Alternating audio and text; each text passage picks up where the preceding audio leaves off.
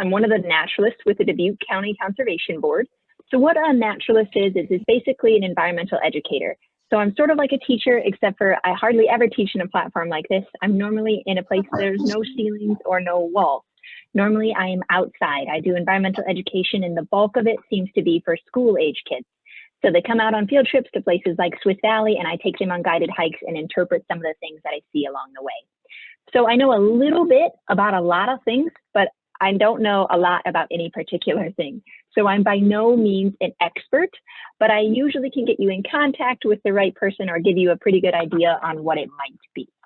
My degree is in fish and wildlife ecology, and then I have a forestry minor from Iowa State. I've been with Dubuque County for 5 years now, and the bulk of what I do is, like I said, those environmental education programs. This program is also one of those that I assist with coordinating. So I'm going to walk you through a little bit of a PowerPoint because that's the best idea I have to try to make this engaging so you can see what I can see. And if at any point you have any questions, let me know. So if you want to, you can also email me. So my email is Kaytlan.Moeller at Dubuque County.us. So Kaytlan Moeller at DubuqueCounty.us. I'm using a light board today, so it's just basically a piece of glass, so I can draw on things. If you want to go into more detail about something, just let me know and I can switch back to this screen. So I'm going to try to share my screen now.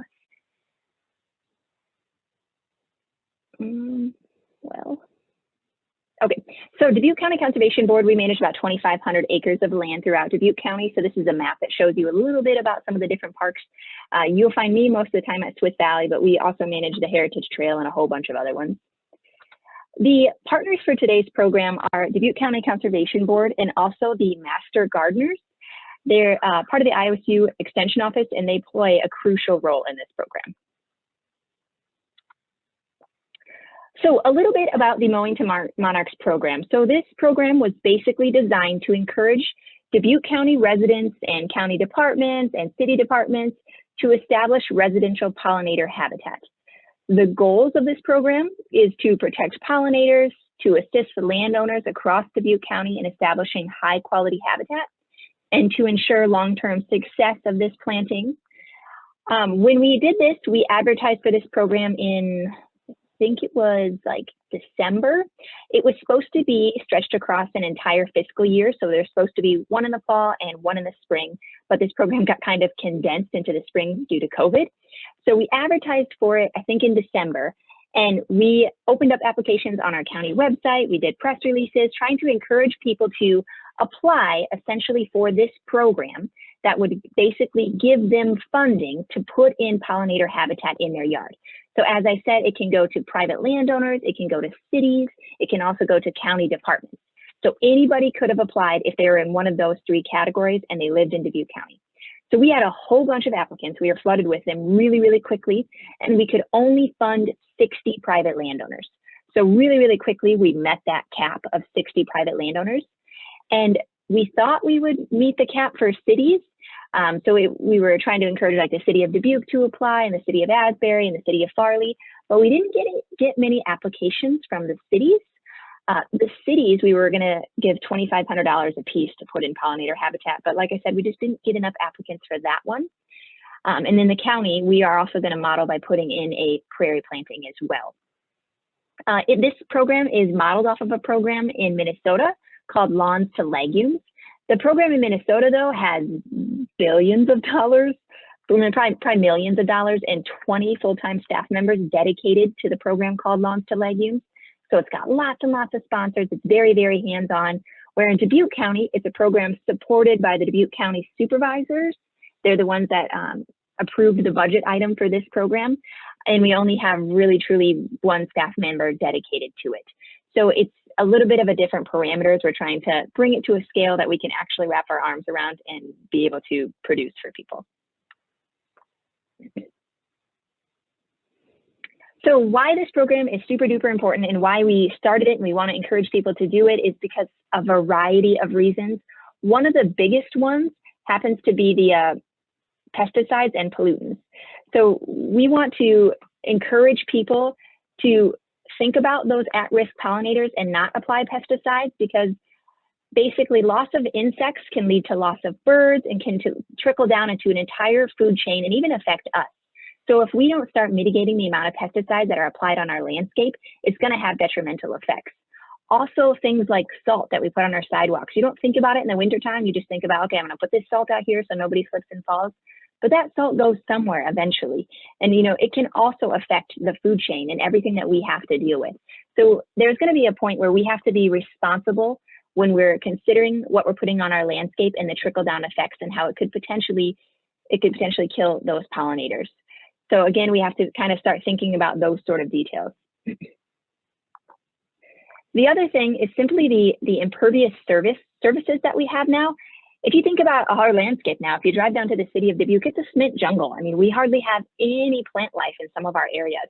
And then the plants that we do have, they have like a 3 by 3 foot area right by their trunk that isn't cement, and the rest of it's all cement. So even the plants that are down there are starting to feel the effects of impervious services. So that's where the rain will either come off of your roof, run right down your sidewalk. It'll either wash into the gutter or the sidewalk cut right there. And that's why they try not to get you to put that leafy material anyways, because it can wash into our wetlands and cause huge algae blooms, which will affect our rivers and populations there. So again, it's kind of that trickle down effect on where the water actually goes. So we can try to take some steps to figure out how we can make that water infiltrate.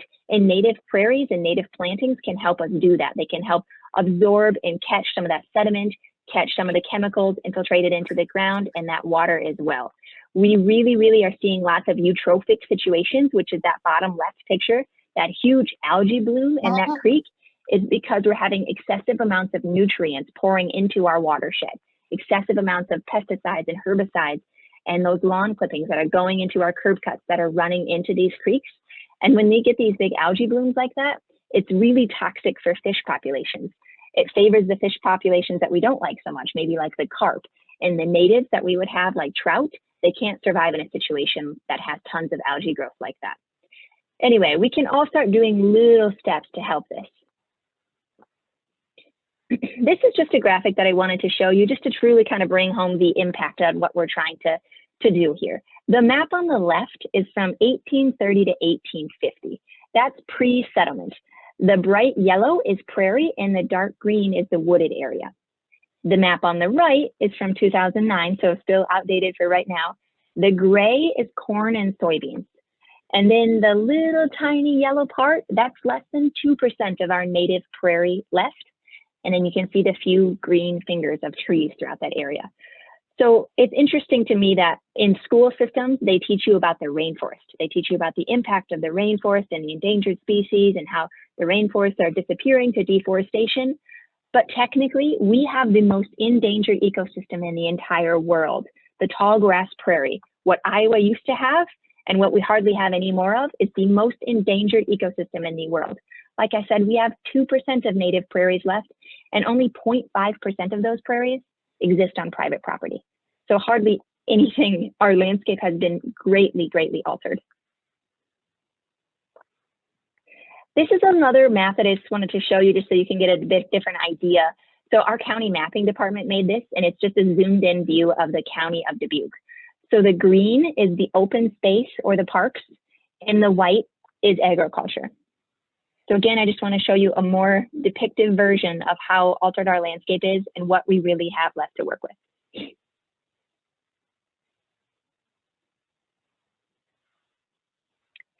This is another one that I think is interesting. So this is the turf grass map. So 1 out of every 50 steps you take is likely to be on turf grass. And turf grass is not native. It's something we brought here when we settled from Europe. We brought turf grass with us and we changed the landscape and planted the turf grass here. And 1 out of every 50 steps you take is on turf grass. That's 50,000 square miles, 3 times more. Three times more acres of lawn in the United States than we have of irrigated corn. So we have tons and tons of corn in Iowa, but we have 3 times more irrigated lawns in the world. So again, we have lots of conservation challenges, and I don't want to sound like doom and gloom because there's a lot of them, but we can take small steps to kind of course correct this. We have extreme amounts of precipitation. We have temperature extremes, really, really cold or really, really hot, or today is really crazy windy. We have impervious surfaces. We have water pollution, high nutrient levels, pesticides and pollutions, habitat loss, invasive species like garlic mustard on the far left there, and urban heat islands. Like I said, when the city of Dubuque is full of lots of cement, that actually raises the temperature of the surrounding area of Dubuque. It's just these urban heat islands. So we can respond. So how should we respond? We can all play a role in rebuilding a network of small, little important habitat corridors. So what we decided to do with our program, with our Mowing to Monarch program, is we created 3 different types of plantings that we thought would be best fit for individuals. So we have the pocket prairie, we have the pollinator meadow, and we have pollinator-friendly trees and shrubs. All these types vary in their requirement of space and money, time, maintenance, but we believe we had a project for everyone. So basically, we are trying to create native pollinator plantings and trying to help people establish them. And we're trying to figure out what might work best for your particular lawn. And why we're doing this is because, again, I told you a little bit of the doom and gloom stuff about why we need to start doing this, but we need to start creating behavioral changes. And the way we do this is by starting small, by taking little bites, by moving one step forward in front of the other. So if we can convince you to change your landscape and to put native plantings in your yard, then the intent is that, hey, your neighbor comes over and asks you about this, and then you start changing their mind, and that we start having behavioral changes, and we start committing to working together to make a nice model to help pollinators thrive in our area again. Again, every single effort is good. Even if it's small, they add up. So the 3 different types that I described to you, again, we have the pocket prairie, we have the pollinator meadow, and we have the flowering trees and shrubs. So the pocket prairie is the one that worked for the most citizens in Dubuque County because it was easiest to basically get your arms around. The pollinator meadow is a little bit of a larger commitment, and then the flowering trees and shrubs are I guess I would say the least amount of commitment. So the pocket prairie planting, it worked for 47 out of our 60 landowners. So 47 of our landowners signed up for the pocket prairie planting, and basically what that means is they are clearing off a 10 by 10 area in their yard. So 100 square feet. And I can go over methods of how they're clearing off their existing turf, but they're basically preparing their seedbed, and then we're going to give them plugs. And a plug is like a tiny little plant. Like if you were to get a tomato at a store, it comes in these little tiny containers. A plug is a little bit smaller. It's just one individual plant. So we're going to give them 100 plugs, and they're going to go into their 10 by 10 area, and they're going to plant these plugs. It's a little bit easier to manage because you see the plant, you put the plant in the ground, you know it's not a weed. So it's easier to kind of connect in that way, and you can mulch around it and have an easier start than if you were to plant everything from seeds. And because it's a smaller area, you can make it look purposeful. And that's the thing about native plantings is they're wild. They're a little bit rugged. Sometimes they're not really well confined or managed in a way that looks like you're landscaping. You can do things to help make it look that way, to help make it look purposeful. But because it's a little bit wild, starting with a small pocket prairie, a 10 by 10 area, and making it look purposeful, making it have edges and clean lines will help your perception of your planting be a little bit more successful in your neighborhood. The pollinator meadow is for people who had a little bit more yard to work with. So we were looking for like 1/4 of an acre all the way up to an acre. And what they're doing is they're preparing their seedbed in a similar fashion as the pocket prairie people are. And then they're going to get a bag of seed. So they're going to get a bag of seed and they're going to broadcast it on their landscape. And then they're going to watch it grow. This part's a little harder because, again, it's hard to tell what's a weed and what's not a weed if you don't actually put the plug in the ground. And you have to maintain it in a little bit of a different way. When the prairie plants start to grow, you have to mow it. And I know that seems weird, that seems counterintuitive, but a prairie plant has huge roots. So they spend a lot of energy growing downward, where the non-native plants or the cool season grasses that we don't typically want, they focus on growing upward. So when you plant this pollinator meadow and everything starts to grow, the non-natives grow faster. So if you mow them, you're going to cut off the non-natives and you're going to give the natives a chance to creep up a little higher. you're going to do that 2 to 3 times the first growing season. But this is the kicker for most people, because how do you mow an area that's that big at varying heights with your average lawnmower? And the answer is you can't really. You have to have either a lawn tractor or something with a varying deck height, so you can raise the deck height up so many inches.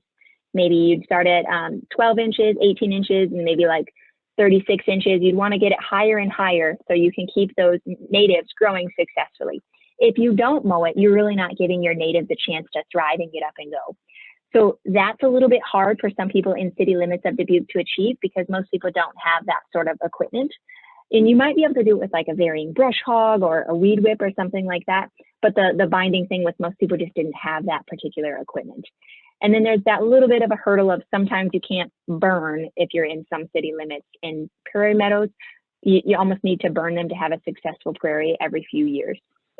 The flowering trees and shrubs are what worked for people who had yards that were dominated by shade. So when we did a bunch of research with the master gardeners, it was really difficult to try to find a mix or a pocket prairie ratio of plants that would thrive in a shady situation. But it's really not that surprising, because if you think about a prairie, if you read Laura Ingalls Wilder, A Little House on the Prairie, or any of that stuff, prairies are great big rolling grasslands, not dominated by trees, meaning they thrive in sunny situations.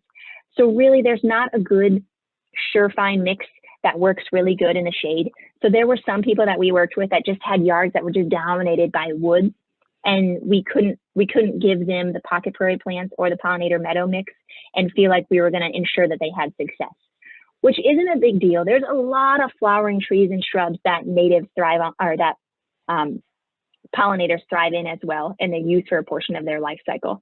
And flowering trees and shrubs, they're actually good because they bloom a little bit earlier than those prairie plants. So they're crucial to some of the pollinators that we love to see. So if they didn't have enough sun, we pushed them in the right direction for the flowering trees and shrubs.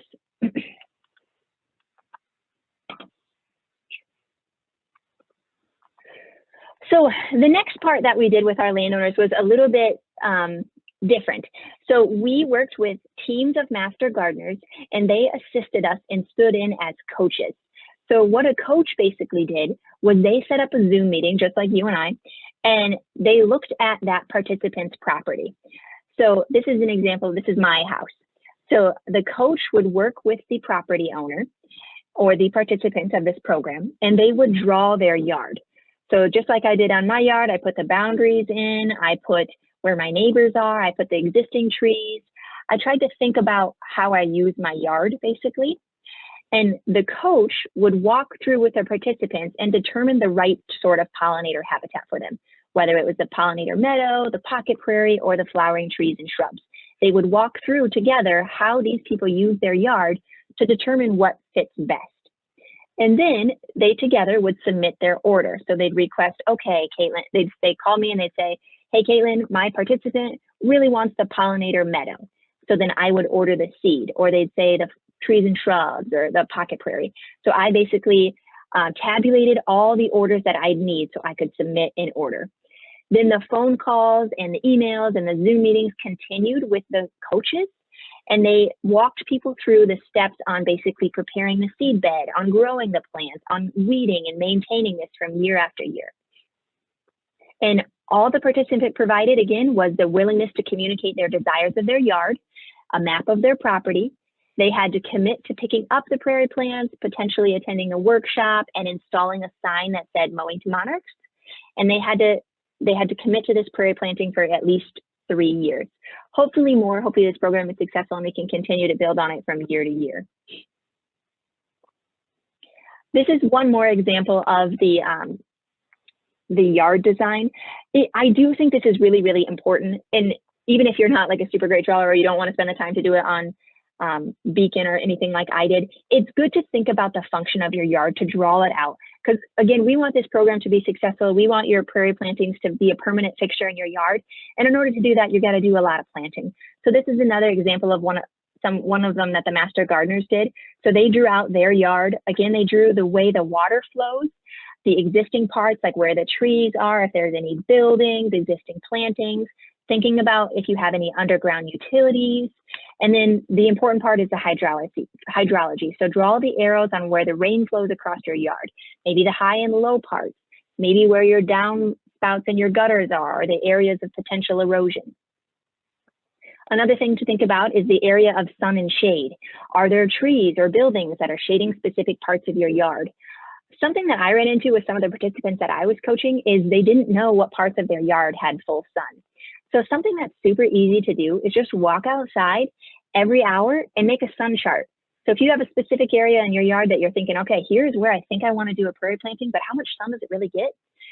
Just make a sun chart. So every single hour, go outside, look at that spot and see if it's in the sun. If it's in the sun, mark it. If you can get 7 to 10 hours of sunlight, that's a pretty decent area to consider putting a pocket prairie planting in. So when our coaches were walking through with our participants on how to prepare the seed bed, there's a lot of different ways. We are having a little bit of trouble with the way we want to do some of this because of the time frame that we're in. Again, this program was supposed to be spread across an entire fiscal year, and it kind of got smashed into just this spring here. If we had more time, we could have made some different decisions on how we prepare our seed bed. We really like to consider not doing chemicals if you can go without. There are some situations where you might have to, but what you could do to prepare your seed bed in your yard is you could do a sod kicker, and that's basically, it's sod removal or sod kicker. You can use a flat shovel, you could use a skid loader, you can rent one of those sod kickers, and basically you just remove the turf grass. So it's a mechanical removing the sod, cutting it out, and removing the weed and the roots and the seeds. So that's one route that you could do. Another one you could do is sheet mulching with cardboard or newspaper. And if you do that, you want to try to get cardboard that doesn't have lots of that like plasticky coverings on it or lots of like ink on it or anything. So you can put it on there and you can basically let it kill the grass underneath of it. Another thing that some people are doing is solarization, but that's the part that you need a little bit more time for. And basically you put a plastic tarp out on your yard and you stake it down and you let the sun basically cook that weed seed. Sometimes your turf can get really hard underneath it. You might have to lift it off and like water it from time to time. And you need a longer period of time, like a couple months where you have the hottest sun to basically cook that weed seed. We're on such a tight time frame right now in the spring that it's kind of difficult to do that. If you were trying to do that route, you could have started like in the fall or something, and that would have been better to basically make sure that weed seed can get cooked. And then the last method you could try to do is a herbicide kill. So there are some situations where Roundup is the only option. Like if you have Canadian thistle or bindweed or quackgrass, they have roots that tangle up underneath and they're really, really hard to kill. And only really repeated applications of herbicides such as Roundup can really kill those effectively. Again, we want you to try every other option before you try the Roundup. But if you have some of those species that aren't very friendly, you might have to consider doing the Roundup, and you would just follow the directions on the back of the Roundup jug in order to complete that. I had spoke to a few coaches this year who are doing something that I thought was awesome, and I'm trying it this year too. But what they're doing is sort of like that sheet mulching. He cleared the ground, he raked up as much of the grass as he could, and then he put cardboard down, and he watered the cardboard excessively. And then he put some potting soil that you could get it by scoopfuls at like Wagner Nursery if you wanted to. He put that on top of it, and he took a drill bit and he drilled into it and then put his plug right inside of it. He did that, I think, at his planting 2 years ago and hasn't had hardly any issues with weeds. I thought that method sounded really, really great because it's not chemical. I'm trying it this year, so I'll let you know how it goes, but I think it's a cool method. So hopefully you can see this chart. It's kind of small, but these, when we started these pocket prairie plantings, we worked with master gardeners and tried to determine with other growers across the Midwest what might be the very best prairie plants that might work in this situation. So we're trying to think of plants that grow less than 3 feet high, that thrive in sunny, dry conditions, that are well drained, that have like changing combinations of shapes and colors and textures, help attract a variety of different pollinators that visit throughout the season. We want them to look a little bit more tidy, a little bit more uniform, so it can fit in with what a typical yard looks like. So that's hard to try to figure plants that fit into all of those categories. So the master gardeners and us, we worked with lots and lots of growers to try to determine what plants grow successfully in these specific parameters. So we developed this mix. So these are the pocket prairie plugs that we're going with. So in the chart, you can see like anise hops, black-eyed Susan, Bradbury's Monarda, butterfly weed, and you can see the number. You can see the common names, the sun conditions, the moisture when they bloom, the color that they are, and how tall they get. So we went with specific ratios in order for them not to overcrowd the garden, to be keystone area species, and to kind of blend into each other with using some different grasses. And this is the mix that we found that we're going with that we think is going to be the most successful for urban prairie plantings. And if you're not super familiar with what these plants look like, these are some of the images. I'm sure if you go out into any of the prairies that Dubuque County manages or in your neighborhood, you'll see ones like this. But you can see that we have a variety of really, really pretty colors, of nice grasses that fill in. Butterfly weed is probably the showcase species. All but 2 of these pocket prairie plants are considered native to Dubuque County. Anise hops and Bradbury's Monarda are not exactly native to Dubuque County, but very close to it. But we couldn't find any plant that performs in the same nature as these 2. They're tough, durable plants, and they should be a little bit more resilient to herbicides, like if your neighbor sprays for dandelions. And unless noted, these plants don't have any serious problems, and they're typically not preferred by deer. I mean, I say that and I say typically, because if you have a deer and they're hungry or starving, this is still a plant that they would feed on. But typically it's not one that they go right to. And then again, these plants do great in 6 hours of direct sunlight and well-drained soil. Oops, sorry. So some of the vendors that we went with, because we went with such a unique mix of urban prairie plant plugs, we had to source from a variety of growers because they don't have all of them at one specific site. So if you're looking for prairie plants and you don't know exactly where to go, locally there are a few like Wagner Nursery and Steve's Ace Hardware that grow some of these prairie plants, or source them, I guess you could say. But what we're looking for is plugs, which are a little bit smaller than what some of the growers around here can provide. So the closest one is the Ion Seed Exchange, and it's up by Harper's Ferry. So they grow, there's a guy named Howard Bright that we work with. He's growing a lot of our plugs. Another one is Prairie Moon Nursery in Minnesota. And the other one is Prairie Nursery, and that's in Wisconsin. So these all 3 have a website platform. They all 3 have a magazine and catalog that they send out every year. They sometimes have like free shipping and specials going on. You can order plugs too, even if you're not a part of this program. You could go with our same ratio if you wanted to, and you could order the plugs from any of these growers and get them shipped right to your house. Another thing that we try to do with our landowners when we're coaching them through this, so they have another visualization and they take some larger part in the area, is we gave them this cutout. And it's probably hard to see, but all these circles equivalent to a specific type of prairie plant plug.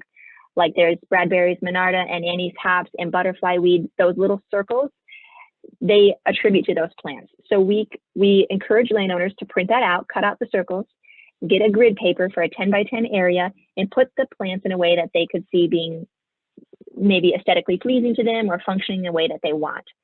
So we did suggest that landowners plant the plants a little bit closer than other growers because we want it to be a very full, lush planting. So 1 plant in every 1 1/4 square foot is what we're suggesting. All of the 80 plants must be located together, and again in that full sun area. It can be a 10 by 10 area, but if you needed to stretch it out and make it like a 6 by 17, you could have done that as well. Let's see. So what we also did is we want people to group flowers because it's easier for pollinators to see, and sometimes in odd numbers will work good too. So we want them to bloom together in masses of colors.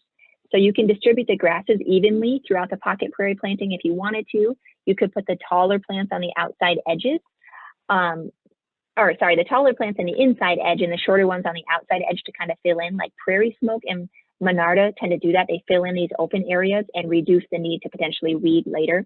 The taller plants like the Foxglove Beard Tongue and the Rattlesnake Master, because they're so tall, we recommended you put those in the middle so they provided more of an accent.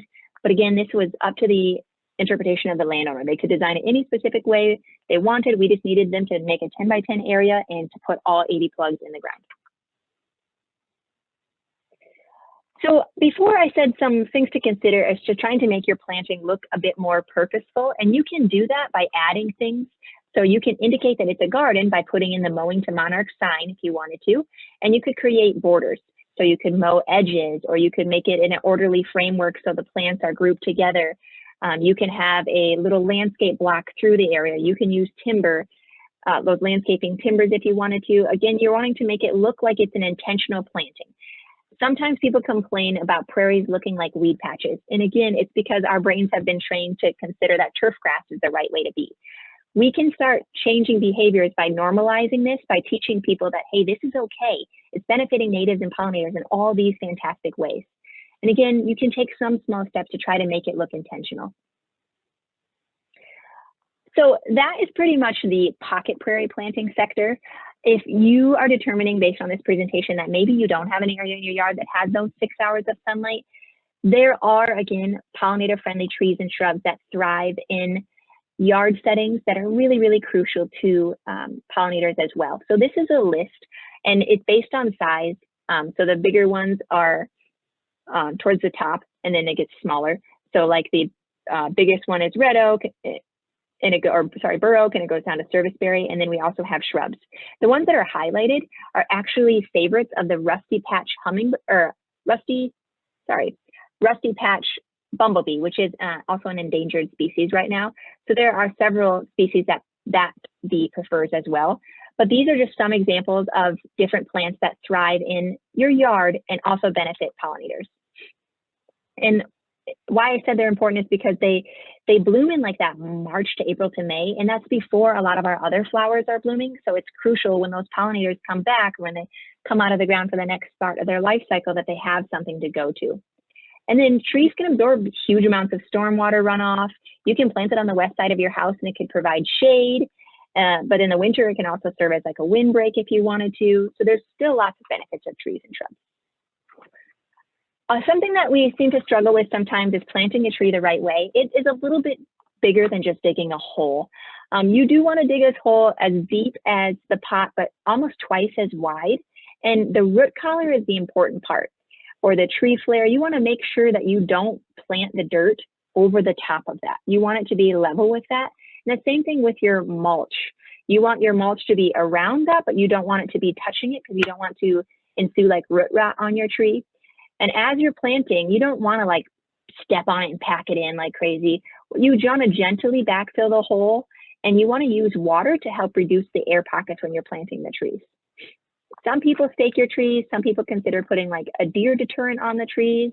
Depending on your area, you might want to consider those as well.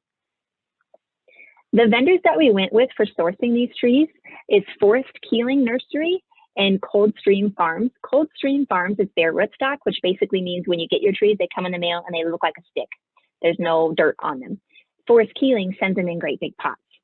So we went with both of those vendors because we needed a large amount of trees, and we tried to get them a little bit smaller so we could source as many plants as we could for the landowners. Because I don't know if I've mentioned this, but each landowner had $350 to work with. $350, if you get, let's say an 8 to 10 foot tree, that's not going to get you very far. So we went with a smaller tree, maybe a 2 to 3 foot tall tree, in order to get as many as we could. So that's why we went with those two growers. But again, locally, there are some great growers too, where you could consider getting trees as well. And the last of the three types, again, we had the pocket prairie planting, we had the pollinator-friendly trees and shrubs. The last one is the pollinator meadow. So what we're encouraging people to do is either consider doing a pocket prairie and adding on, continuing by doing pocket prairie plantings every year to make it something bigger like a pollinator meadow, or we're gonna ask them to prepare their seed bed and give them a whole bunch of seeds and they can broadcast the seeds out there. This one's a bit harder because you need equipment and you can't really tell easily what's a weed, what's not a weed. But these are things that we're considering helping people with as well. We only have 3 landowners that have sufficient space and equipment in order to do this route. So long-term maintenance when it comes to these pocket prairies, you want to water during dry periods. You want to have at least an inch of water per week. You want to pull weeds and get them when they're small. So example of these pictures here, this is burdock or cockleburs. The one on the left is pretty small. It's a little bit bigger than maybe your foot. The one on the right is a 6-foot tall plant. They're both burdock, but if you get it during the beginning part of the year when it just comes out, when they're small, it's a heck of a lot easier to pull. So I would encourage you to weed often, but if you find it a little challenging to remember when, even doing it on holidays, so Memorial Weekend, weed the garden. 4th of July, weed the garden. Labor Day, weed the garden. You want to keep that planting free of debris too. So if there's a bunch of leaves that are blowing in there or a bunch of lawn clippings, try to keep it free of debris. And then you want to mulch it and replace that mulch. So again, it's going to deter those weeds from growing, and it's going to keep moisture content in your prairie as well. In the spring, you can cut back your plants maybe to about 18 inches in height. And in the fall, you want to leave some of the hollow pithy stems for pollinator nesting throughout the season as well. So again, this is a brand new program. It's a part of a long-term study that we're going to do with the master gardeners, because we have 47 growers that are going to be growing the exact same pocket prairie plants. We're going to use this as a study. We're going to study it. We're going to go to their houses. We're going to determine, hey, is this mix really the best one for an urban setting? Or should we modify it for next year? Or is there some parameter that we should consider that we didn't? Maybe slope, or maybe drainage, or maybe specific soil type conditions. We're going to use this as a long-term study and work together to kind of continue to model this for other neighbors in the area. We're going to hopefully change behaviors and encourage people that, hey, these rugged landscapes, these different types of yards, they're okay. It's supposed to look that way. It's helping the environment in all these ways. At this point in time, we do not know if it's going to be funded for the next fiscal year because of COVID. Budgets had to be shifted. We hope to be able to do this program next year in conjunction with maybe the River Museum and the Friends of Dubuque County Conservation, and maybe the County Conservation Board and the Extension Office and Master Gardeners, to try to pool together funds to offer this program, because it is a very, very unique program. And there's lots and lots of landowners who are interested in this sort of thing, but maybe don't have the tools or the resources or the knowledge to proceed with this sort of action. So I am trying not to be overwhelming by this presentation, but it's really manageable. If you start small, we can all make an impact on continuing to grow a great thing here. All right, let me get my other screen.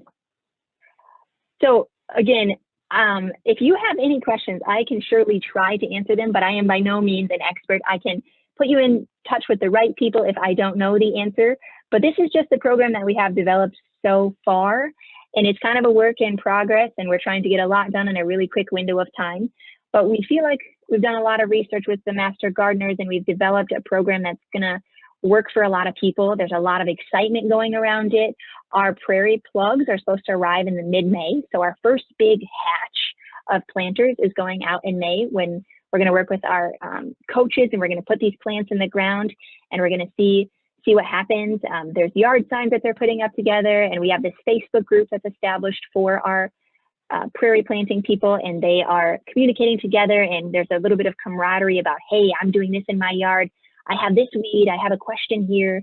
So this program, we hope to continue it in following years to keep building on this specific model, because I do think there's a project out there for everyone. It's just if we can get our hands on the right resources and tools to proceed with it. So that's my program. If you guys have any questions, I would love to try to answer them. So you can either unmute yourself to ask your questions, or you can put the question in chat and I will pass it on for you. I do have one while we're waiting for others. Kaytlan, if we aren't involved in this program, but we would like to plant this year, how would we go about deciding what plants would be most appropriate? Yeah, so if you can follow this guide, if you would like to, and you could follow the presentation, take the recording, and bring it home. But what you could consider doing is you could consider preparing your seed bed just like we are with our participants now. You can clear that turf grass off with one of the methods of sheet mulching, or you can try the turf removal, or if you absolutely have to, you could try the chemical route. And then you could contact those vendors that I had in this presentation, the Ion Seed Exchange, Prairie Moon, Prairie Nursery. You have my list on the presentation. You can literally go down that list and order the exact same plants, and then you can plant it in your yard. And if you have questions or concerns at any point, you feel free to call the Nature Center and ask for me, and I can try to help you through and share you some of the knowledge that some of our other participants are having and some of their experiences. Since this program is a pilot program, we don't exactly know what kind of results we're going to have. We feel like we are going to provide them with the best mix based on all the research that we've done with growers across the Midwest, but it's a work in progress. So you are welcome to join us in this experience, and you can order the same sort of plants from those growers and get them shipped right to your house and proceed right with the process as we are.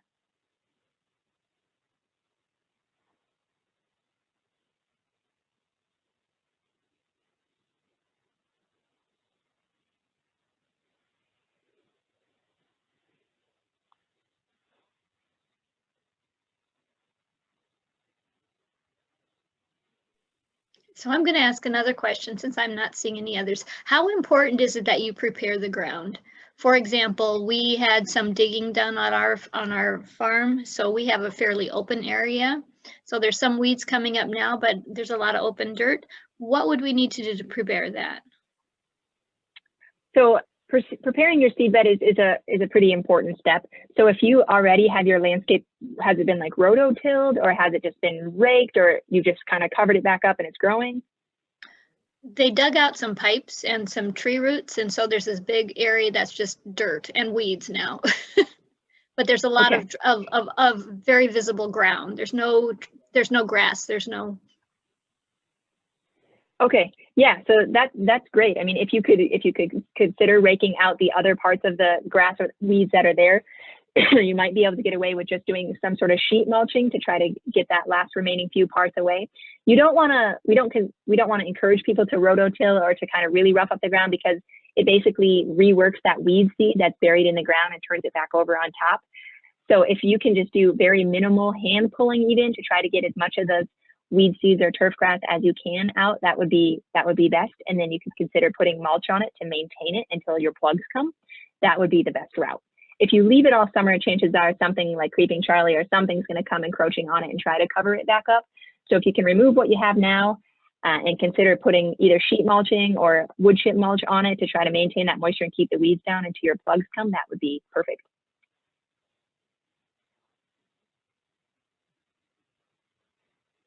And then my other question is, how do you decide what's a weed and what's not? Do you have a picture that place a website people can go to look and see what's native and what's invasive? Well, in your 10 by 10 area, I would recommend removing everything the first time. And then after that point of time, there's tons of resources out there. I think the extension office even has a handout on it. I can try to get a hold of it and send it to you as well.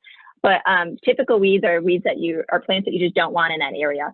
So if it's like quackgrass or bindweed or thistle, or if it's just turf grass in general, or if it's dandelions, it's just something you don't want in that specific area. But when you do this pocket prairie planting, you don't want anything other than your pocket prairie plants in that area. So you want to be able to, for sure, when you put your plug in, this is the one that I want nothing else around this specific area. Okay, here's the one I want nothing else around it. It's going to look like sort of like what your landscaping looks like. You'll have your 80 plants and they're all mulched in, like you would mulch in a tree or something like that. So at first I would remove everything in that area.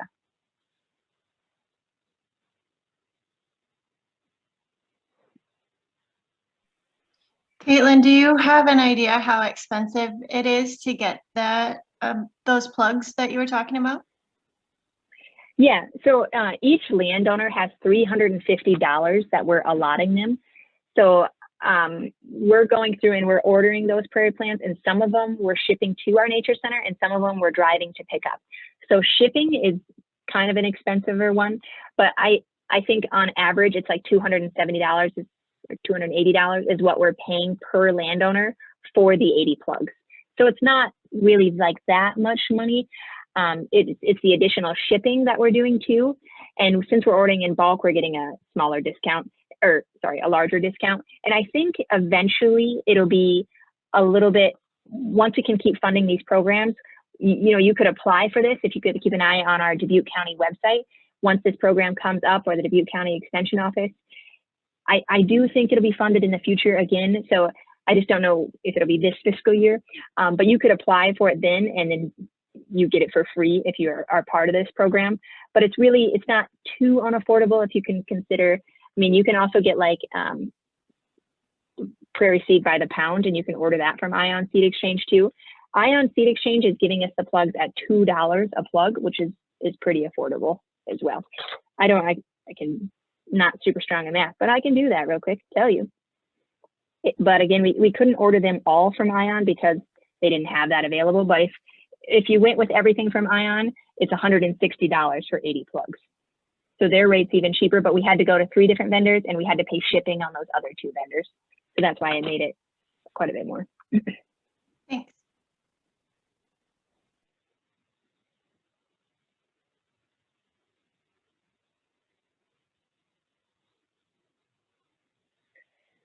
So if you guys don't have any more questions, you are more than welcome to check out this PowerPoint, look at it in a little bit more depthly. And if you want to be a part of something like this program and do it on your own, you can take my list and you can plant that stuff in your own yard.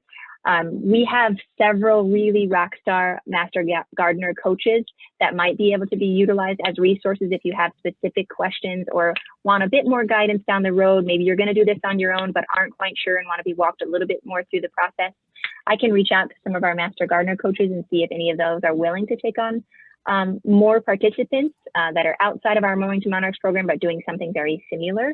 If you are interested in that, you have my email address here. You can shoot me an email and I can try to connect you to some of our coaches and see if there's interest in that. But if you start small and keep taking little bites at doing something like this, it's doable. And there's so many growers that are willing to share resources and tools. This Mowing to Monarch program, there's just so much excitement. Then the participants that are doing it on the Facebook page and through emails, they're just jazzed because they wanted to do something like this for a long time, but just, again, they didn't have the knowledge or the tools or resources to do it. And hopefully as this program grows larger and larger, we can share resources and tools. Like we can share tips and techniques on sheet mulching or on solarization, or maybe share the plastics, or if we're doing the meadows, maybe we can work with a contractor who can assist us with mowing it at different heights, or try to work with a vendor locally to get bulk mulch at a discount. Since it's the first year, it's just a pilot, but hopefully in years to come, we can keep extending it in that way. Kaytlan, a question for you, please. Okay. If we want, I mean, there obviously is great interest in this, and there will be more interest the more you talk about it. Is there anybody that we should make sure knows about the successes and failures that happen through this program to encourage their support in coming years? Yes. So if you want this program to continue, if you would be inclined, you can write an email to me, and I can push it to our county conservation board, and they're the ones that basically assist us in getting this budget in front of the Dubuque County supervisors. Or you could also email the Dubuque County supervisors directly and tell them how much you're interested in this program and you'd like to see it funded in the future. You can also do that. This program, I think we've been reached out to by 2 other county conservation boards now, and 1 in Chicago, that are just in love with the idea of it and excited and want to continue building on it. And if Dubuque can put their hat on it first, if we can say like, hey, we did this program, because like I said, it's modeled off of the lawns to legumes, but it's done completely differently. We are providing you all with the very specific parameters on the 80 of the same plugs, where in lawns to legumes in Minnesota, you can get whatever plants you want, but there's just a lot more individualized support there. But we're doing it here where we're providing people with these specific parameters to try to ensure a more successful planting. So if we can do this together as a community and continue building on it from year to year, and like I said, continue talking to your neighbors, and then maybe your neighbors do it. We have 1 person in this program, they're neighbors, and they're both combining their yards to do the pollinator meadow. So they don't have a 1/4 of an acre alone, but if you combine both of their backyards, then they have a 1/2 of an acre. So if we can continue doing that as a community and showcase success, so if you can tag us on Facebook or send us these emails or reach out to the supervisors or the county conservation board and let them know that, hey, we want to take a part in this. We want these tools and resources. Can you keep funding it? Can you consider sharing more resources and tools? Then maybe we just can continue to get it funded in the future as well. And with the support of the master gardeners, this program could get even larger. If we got more funding, we could go more than 60 landowners every year. Maybe we could do 100. That individualized coaching support, I think, is key in this, because every yard is a little bit different, people will have success, people will have failures. To be able to work with a grower who knows how to grow things. Like I said, I know prairie plants, I know about them, but I'm not a master gardener. I do not have these epic, crazy growing gardens in my yard or that I maintain in the community. I don't have years and years of experience like those coaches do. So to be able to lean on them for support and just the rudimentary fundamentals on growing, I think that is going to be an epic part of this program too. So to continue to add on more partners and more coaches in the future, so you'll have that network, that support, I think is another great thing. So reaching out to the extension office and showcasing that and sharing that you appreciate the support from the master gardeners, all those areas and outlets are good people to contact and let them know that you like this program, you want more information, you want to be a part of it, can they continue funding it?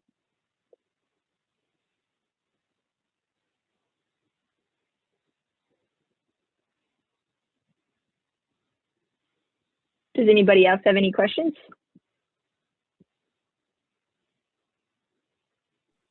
Well, we've kept you here almost an hour, Kaytlan. So unless there's any last minute questions, I'm going to bring this to a close then. Thank you so very much for sharing your knowledge and giving us all these great ideas.